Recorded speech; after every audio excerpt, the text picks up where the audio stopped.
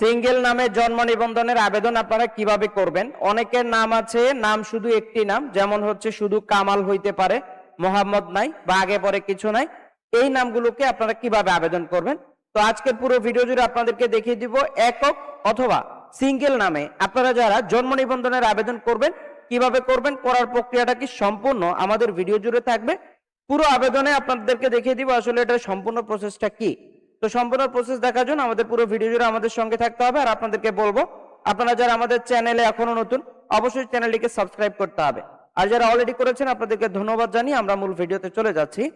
মূল ভিডিও শুরু করার আগে আপনাদেরকে বলবো, আপনারা যারা দেশে অথবা বিদেশে চাকরির জন্য দক্ষতা উন্নয়ন সার্টিফিকেট গুলো গ্রহণ করতে চান, যেমন computer, electrical, electronics, house wiring, housekeeping ইত্যাদি, এই ক্যাটাগরির প্রচুর কোর্স আমাদের ওয়েবসাইটে দেওয়া আছে।